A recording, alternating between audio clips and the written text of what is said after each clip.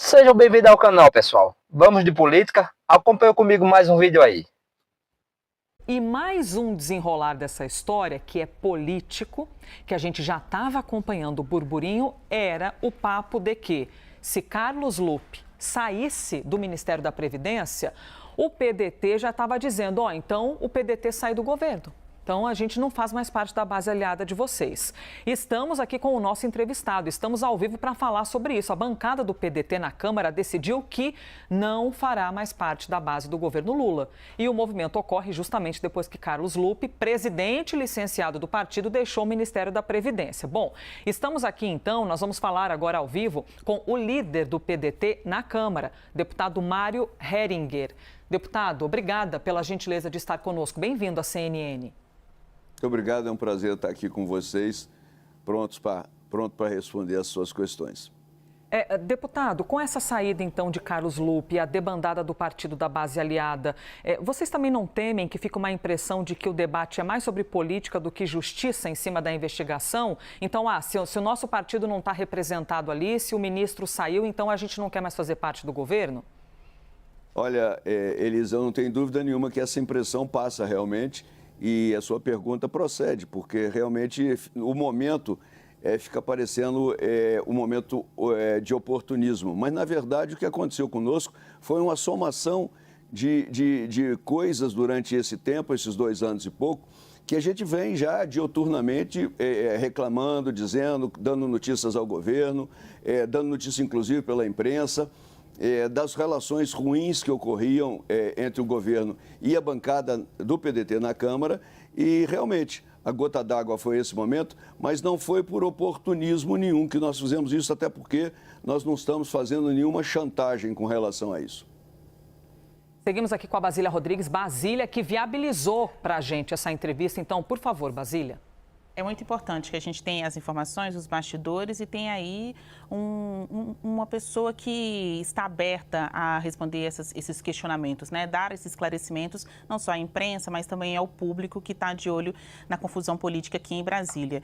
Líder, como foi essa reunião ontem da bancada do PDT em que vocês decidiram por sair da base aliada? O ex-ministro Carlos Lupe também participou. O que ele disse aos senhores? E esta decisão de não ser mais base de Lula é definitiva? Bem, na verdade, a reunião foi uma reunião muito tensa, porque, como eu te disse anteriormente, na pergunta anterior, todas as pessoas, todos os nossos deputados já estavam no limite da paciência com as relações com o governo. Isso é mais que claro. Não foi uma reunião tranquila. O presidente Lupe participou conosco da reunião, explicitou para a gente o ponto de vista dele, e todos nós, durante na nossa reunião, eu fui o 17º a falar, eu fui o último dos deputados a falar, exatamente porque a minha função de líder é ouvir o grupo, o sentimento do grupo e fazer com que esse sentimento, numa síntese, seja representado pela nossa decisão. E essa decisão passou por uma unanimidade. As pessoas não viam mais condição, nesse momento, de continuarem na base, diretamente na base, e nós optamos pela independência por uma estratégia única, que é exatamente não sermos confundidos com a oposição, porque nós não estamos na oposição, nós não somos essa oposição que está aí, e nós achamos, como sempre fizemos, que nós podemos ser uma alternativa e um caminho novo para o Brasil seguir fora dessa polarização. Isabel Mega, então, continua a nossa entrevista aqui com o líder do PDT na Câmara dos Deputados, o partido que não faz mais parte da base aliada do governo. Isabel Mega. Oi, líder. Bom dia. Obrigada. Sempre bom conversar com o senhor aqui em tela também. Líder, há alguma preocupação dentro do PDT de que esse escândalo, porque estamos falando de fatos muito graves que ainda estão sendo apurados pela Polícia Federal, seja mesclado à própria imagem do partido? Como é que vocês vão se posicionar, por exemplo, em relação à CPI do INSS ou CPMI, que a oposição, que vocês querem deixar bem claro que não fazem parte desse grupo, tenta criar? Vocês defendem que haja uma investigação também no parlamento? Isabel, com certeza, a gente sabe que essa investigação da Polícia Federal ela é sempre feita em capítulos. e as coisas vão sendo divulgadas em capítulos. Isso é método, isso é estratégia para obter mais resultados e conseguir melhorar a investigação. Naturalmente que agora já apareceu o nome na caderneta do careca do INSS. Lá eu ri aqui porque olhei para minha careca aqui e me confundi, mas do careca do INSS com a questão de 5% para a Estefa, 5% para Virgílio. Essas coisas eu acho que é a pena. Quando puxar a pena vai vir a galinha, vai vir muita gente, vai vir muita coisa. É importante que se faça isso. A função da Polícia Federal, da Procuradoria, do Ministério Público é fazer uma investigação séria e que leve aos culpados. Leve onde tiver que levar. E responsabilize quem tiver que ser responsabilizado. Nós estamos muito tranquilos com isso, porque o nosso presidente, o Lupe, ontem na nossa reunião, disse com todas as letras, podem ficar tranquilos, não tenho nada com isso e podem pedir a investigação e a punição de quem tiver culpado, porque eu não o estarei e não os envergonharei. Então eu estou muito tranquilo com essa afirmação dele, porque eu conheço ele há muitos anos e conheço o estilo de vida dele. Seria para mim uma grande decepção também se isso ocorresse. Mas eu tenho confiança no que eu estou falando. Então, com relação a isso, eu não tenho dúvida nenhuma. E eu gostaria de dizer também para vocês uma coisa que está ficando mal parada para a gente, é que não há uma briga entre Câmara e Senado. Nós fizemos essa posição com relação ao governo. Não há uma briga nossa com relação à presença do Volney Queiroz no Ministério. Não há absolutamente. Nós somos amigos do Volney, conhecemos o Volney, respeitamos o Volney e achamos que ele é uma pessoa ideal e boa para estar lá. Ele vai atender muito bem ao governo, eu não tenho dúvida nenhuma. Então, para deixar isso bem esclarecido, não há briga entre nós, Senado e Câmara, e não há nenhuma restrição nossa. Se alguém está falando isso em off, que fale abertamente, porque isso foi discutido na nossa reunião e ficou muito clara essa situação. Quero lhe ouvir também, líder, sobre a escolha para o novo presidente do INSS. Aliás, nós temos algumas matérias até na CNN recentemente, porque Ciro Gomes opinou sobre isso, deu entrevista. O próprio Ciro Gomes, né, o PDT raiz, defendeu Lupe, o presidente do partido, e atacou a escolha do presidente da República para a presidência do INSS. O senhor também avalia que essa decisão de não ter havido PDT para a escolha do presidente ou de Carlos Lupe também contribui com esse desgaste e com essa debandada? Olha, a questão da escolha não é o principal no caso, é o jeito que foi feita a escolha. Porque eu acho que o presidente tem todo o direito, num momento desse de crise, de interferir. Aliás, não é direito, é obrigação interferir e tentar consertar as situações.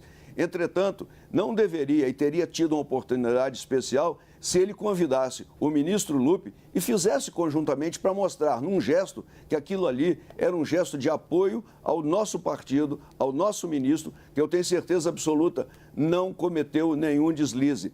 Essa crise não vem da agora, essa roubalheira vem de muito tempo e precisa ser tocada com investigação no tempo todo.